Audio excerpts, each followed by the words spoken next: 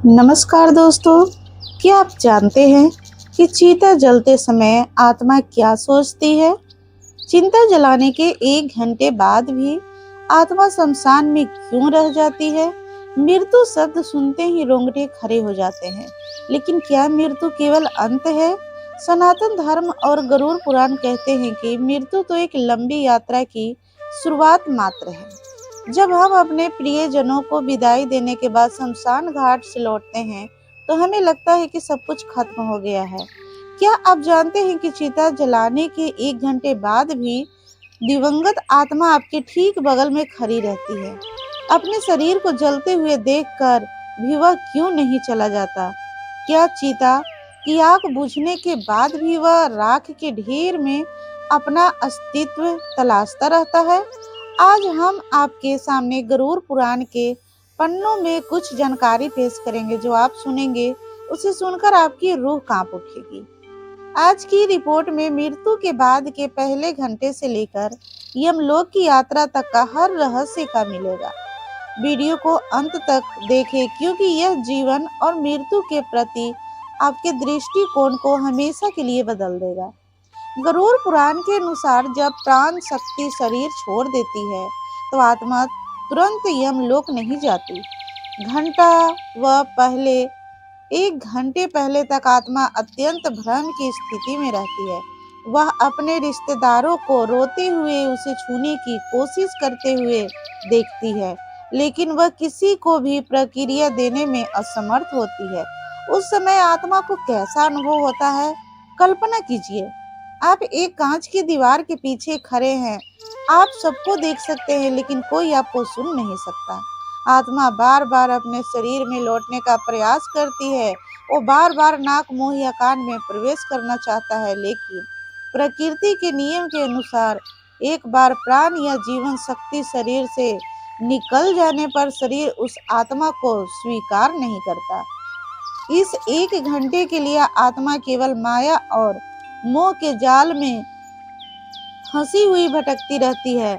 यमराज ने गरुड़ देव से कहा, हे खगेश्वर, मनुष्य की आत्मा अपने कर्मों और इच्छाओं के माध्यम से शरीर से जुड़ी होती है। उस शरीर में आत्मा के भ्रम को तोड़ना इतना आसान नहीं है। इसमें वह दशकों से निवास कर रही है। उस घर को तोड़ना इतना आसान नहीं है जिसे उसने अपने खूब पसीने से बनाया है। उन बच्चों को तोड़ना इतना आसान नहीं है जिनका उसने पालन पोषण किया है। आत्मा सोचते हैं, मेरे बिना यह संसार नहीं चलेगा। मेरी अलमारी की चाबी कहाँ है? मेरे अधूरे काम का क्या होगा?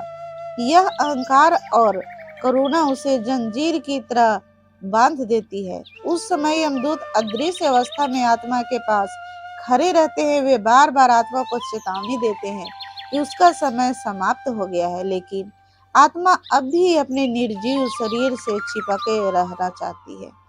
जब शरीर को शमशान घाट ले जाया जाता है, तो आत्मा ताबूत के साथ साथ चलती है। उन्हें यह देखकर आश्चर्य हुआ कि उन्हें सबसे प्रिय लोग उन्हें अपने कंधों पर उठाकर शमशान घाट ले जा रहे थे। शास्त्रों में कहा गया है कि आत्मा अंतिम संस्कार यात्रा के दौरान बोले जाने वाले प्रत्येक शब्द या वितरित किए जाने वाले धन के कंपन को महसूस करती है। उसे एहसास होता है कि यह संसार उसे हमेशा के लिए विदा कर रहा है। जब शमशान घाट पहुंचने पर चीता को सजाया जाता है, तो आत्मा का भय चरम पर पहुंच जाता है। उसे एहसास होता है कि उसका यह पुराना आश्रय शरीर अब पंच तत्वों में विलीन होने वाला है। अब मुख्य प्रश्न पर आते हैं, चिता जलने के 1 घंटा बाद भी आत्मा वहां क्यों रहती है? गरुड़ पुराण के इसके पीछे 3 प्रमुख कारण बताए गए हैं। एक, कपाल क्रिया। हिंदू धर्म में दाह संस्कार के दौरान जब चिता की अग्नि तेज चल रही होती है, तब मृत शरीर के सिर या खोपड़ी को बांस की छड़ी से तोड़ा जाता है।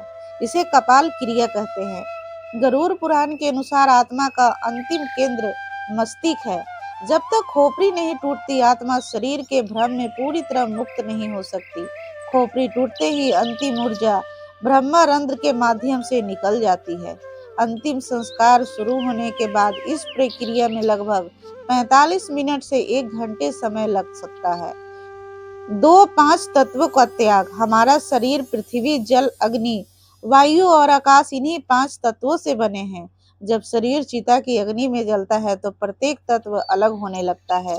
जब तक शरीर का अंतिम भाग राख में परिवर्तित नहीं हो जाता, तब तक सूक्ष्म शरीर लिंग श्रार से रहता है। 3 शरीर के अर्पण की आशा आत्मा शमशान में यह देखने के लिए प्रतीक्षा करती है कि उसका पुत्र या क्या रिश्तेदार अंतिम संस्कार ठीक से कर रहे हैं, क्योंकि उनकी अगली यात्रा कितनी सुखद होगी यह इसी अंतिम संस्कार पर निर्भर करता है। क्या चिता की आग बुझ जाने के बाद भी आत्मा वहीं रहती है? गरुड़ पुराण कहता है कि जब रिश्तेदार चिता के पूरी तरह जलाकर राख हो जाने के बाद शमशान घाट छोड़कर घर लौटते हैं, तो आत्मा भी उनके साथ चली जाती है। उस रात और अगले 12 दिनों तक आत्मा अपने ही घर में भटकती रहती है। उस समय उसे बहुत भूख और प्यास लगती है, इसलिए हिंदू धर्म में श्राद्ध या 10 दिनों के उपवास का नियम है। आग बुझने के बाद आत्मा अब शमशान में नहीं रहना चाहती, क्योंकि वहां कोई भ्रम नहीं रह गया है। भ्रम अब उसके घर में और उसके प्रिय जनों के विलाप में निहित है। शमशान घाट से घर लौटते समय यमदूत पापी आत्माओं पर हावी होने लगते हैं। जिन्होंने जीवन में अनेक पाप किए हैं, यमदूत उन्हें भय से भर देते हैं। दूसरी ओर जो गुणी है, देवताओं की छाया अदृश्य रूप से उनके साथ बनी रहती है। यमदूत आत्मा से कहते हैं, अब यमलोक जाओ। लेकिन दैव विधान के अनुसार आत्मा को 13 दिनों तक नश्वर संसार में रहने की अनुमति दी जाती है, ताकि वह अपने परिवार द्वारा किए गए तर्पण और पिंड को ग्रहण कर सके। यह 13 दिनों आत्मा के लिए सबसे बड़ी परीक्षा होते हैं। गरुड़ पुराण में एक भाग है जहां वैतरणी नदी का वर्णन किया गया है। उस वर्णन में जब शमशान में चिता प्रज्वलित होने के बाद आत्मा घर के लिए प्रस्थान करती है, तो उसे मानसिक रूप से इस खतरनाक नदी के पार करने के बारे में सोचना पड़ता है। कहते हैं कि नदी 100 योजन चौड़ी है और इसमें पानी नहीं बल्कि खौलता हुआ खून और मांस बह रहा है। जीवन में दान और ध्यान करने वालों के लिए चमत्कारिक नौका आती है और जो पापी है वे इस नदी में डूब जाते हैं। शमशान घाट में एक घंटे खड़े रहने के बाद आत्मा प्रार्थना करती है कि उसके वंशज उसके लिए कोई पुण्य कर्म करे, ताकि वह इस बैतरणी नदी को आसानी से पार कर सके। आप सोच रहे होंगे, क्या यह सिर्फ कहानियां हैं?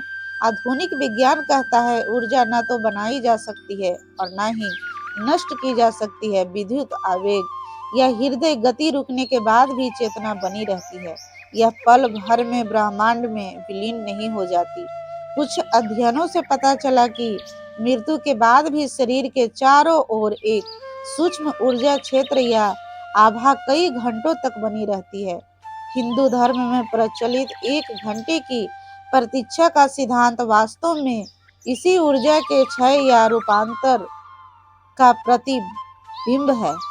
धार्मिक व्याख्या शास्त्रों में 10 दिनों तक पिंड देने के लिए क्यों कहा गया है? गरुड़ पुराण के अनुसार चिता की अग्नि में शरीर के जलने के बाद आत्मा गैसीय अवस्था में रहती है। 10 दिनों तक दिए गए पिंड के पहले भाग से आत्मा का मुख बनता है, दूसरे दिन से कान और आंखें बनती है। इस प्रकार 10वें दिन एक पूर्ण दुखित शरीर का निर्माण होता है। शमशान में 1 घंटे तक रहने के दौरान आत्मा को यह ज्ञात हो जाता है कि उसका पुराना शरीर समाप्त हो गया है। अब उसे यह नया सूक्ष्म शरीर धारण करके यमलोक जाना है। इसीलिए श्राद्ध के यह दिन आत्मा के लिए बहुत महत्वपूर्ण है। शमशान घाट से लौटते समय पीछे मुड़कर ना देखने की एक आम प्रथा है। गरुड़ पुराण कहता है कि यदि आप पीछे मुड़कर देखते हैं तो आत्मा को लग सकता है कि आप अभी भी उसके लिए भ्रम में हैं। इससे आत्मा का भ्रम बढ़ जाता है और यह नश्वर संसार छोड़ना नहीं चाहता।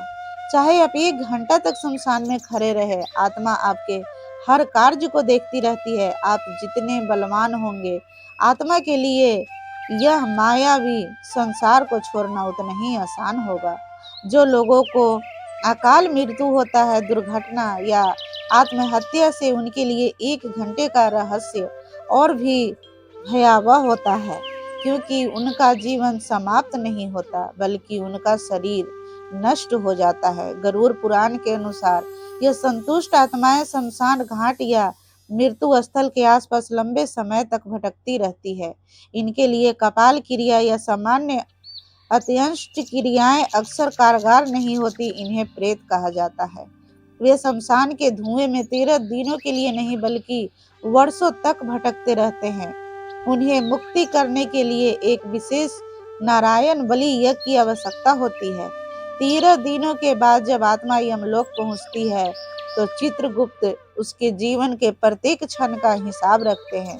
चिता के जलने के उस 1 घंटे के दौरान आत्मा को जो खेद होता है वह भी चित्रगुप्त की वही खाते में दर्ज किया जाता है। यदि कोई व्यक्ति मृत्यु के अंतिम क्षण में भगवान का नाम लेता है या शमशान में अपने शरीर को जलाते हुए देखकर वैराग्य प्राप्त कर लेता है तो उसके दंड का स्तर बहुत कम हो जाता है। गरुड़ पुराण हमें डराने के लिए नहीं बल्कि इस सत्य को समझाने के लिए है कि शरीर नश्वर है परंतु कर्मों का फल अमर है। आज जिन लोगों ने किसी प्रियजन को खोया है उनसे मैं यह कहना चाहता हूँ, जब आपके प्रियजन की आत्मा उस 1 घंटे के लिए शमशान में खड़ी होती है तो आपसे प्रार्थना की अपेक्षा करती है, आंसुओं की नहीं। एक गीता का पाठ शमशान घाट से लौटने के बाद घर पर गीता का पाठ करें। 2 शांति के लिए प्रार्थना अपने हृदय में उन्हें कहें, आप स्वतंत्र हैं, आपकी सभी जिम्मेदारियां अब हमारी है। 3 दान करें, अनाथों या गरीब लोगों को भोजन दे। मित्रों, गरुड़ पुराण का यह रहस्य हमें एक गहरा सबक सिखाता है। हम इस नश्वर शरीर के लिए बहुत संघर्ष करते हैं, ईर्ष्या करते हैं और लालच करते हैं, लेकिन अंत में अग्नि में मौन का वो 1 घंटा ही हमारा सच्चा गंतव्य है। शमशान घाट में उस 1 घंटे के दौरान आत्मा को जो अकेलापन महसूस होता है उससे बचने का एकमात्र तरीका यह है कि जीवन में सद्गुण प्राप्त करना। आज से अपने जीवन के प्रत्येक क्षण को सदुपयोग करो। याद रखो, चिता तो जलेगी पर आत्मा शांति पूर्वक वैकुंठ की ओर प्रस्थान करे, ताकि वे भी इस शास्त्रोक्त सत्य को जान सके। दोस्तों, अगर आपको वीडियो पसंद आई हो तो लाइक करें और दोस्तों को शेयर करें। धन्यवाद।